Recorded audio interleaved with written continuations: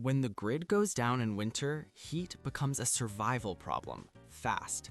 These 12 heat sources work without electricity, but only if you know which ones are safe and which ones will quietly kill you. This is not about comfort, it's about staying alive during outages, disasters, or collapse. Every heat source here is real, but each has strict limits. Ignore those limits and heat becomes the danger. Here's the core rule. No electricity means heat management, not heat generation. If it burns fuel, it needs ventilation. If it doesn't, it better trap heat well. Let's begin. 12 non-electric heat sources. 1. Your body. Yes, really. It matters because you are a constant heat source that requires zero fuel and is always available. The action is to layer correctly, stay seated or low to the ground, and cover your head and feet. You are the primary heater. Everything else supports you. 2. Insulation. This is your passive heat. What works? Blankets, sleeping bags, rugs, even cardboard. The action is to insulate the room before you add any other heat source. Insulation works 24/7. Heat sources don't. 3. A wood stove. The pros are that it's reliable with a high heat output, but the limits are serious. It requires a professional chimney and carries a significant fire risk. The only action is this: only use a wood stove if it was professionally installed. This is a system, not a hack. 4. A fireplace. The pro is obvious, it works without power. The limits, it loses a massive amount of heat if it's unmanaged and creates drafts that can make other parts of the house colder. Your action plan is to close off any unused rooms and only use the fire when you are awake and supervising it. If this is already more realistic than most prepper advice, subscribe. This channel focuses on heat that keeps you alive, not clicks that get people hurt. Number 5, a propane heater, and I mean indoor rated only. The pros are that it's portable and has a controlled output.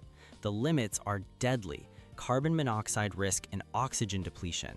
The action is non-negotiable. Use an indoor rated model only, ensure ventilation, and have a mandatory working carbon monoxide detector. 6. A kerosene heater. The pros are strong heat and the fuel stores well. The limits: fumes and a serious fire hazard. The action: you must vent the room and you never, ever sleep with it running. 7. Your gas stove or oven. Emergency only. The pro is immediate heat. The limits: it is extremely dangerous, high carbon monoxide risk. The action here is to use it for short bursts only. Ventilate aggressively and never leave it on overnight. This is a stopgap, not a plan.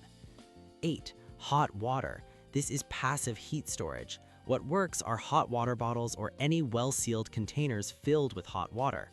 The action is to place them near your core or at your feet. It is safe, silent, and reusable.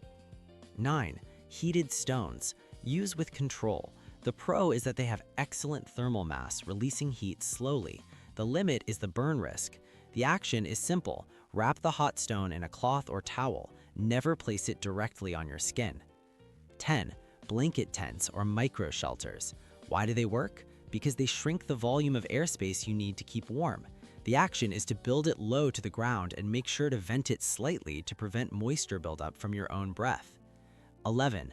Body-to-body heat. This is extremely effective. The limits are that everyone must be in dry layers of clothing to avoid sweat buildup, which will chill you. The action is to stay fully clothed and share insulation like a large blanket or sleeping bag. 12. Sunlight. Yes, even in winter. It matters because it's free heat and passive warming. The action is to open your south-facing windows during the day to let the sun in, then close and insulate them tightly at night to trap that heat. Now, let's talk about what not to stockpile. These things kill people every single winter. Do not use charcoal indoors. Do not use grills indoors. Do not use so-called candle heaters, and do not use DIY alcohol burners. If it creates carbon monoxide, it can kill you silently. So here is how to stockpile. Follow this priority order. First, insulation, blankets, sleeping bags, ways to block drafts. Second, passive heat storage like hot water bottles. Third, an indoor rated fuel heater. Fourth, the fuel for that heater, and 5th, carbon monoxide detectors.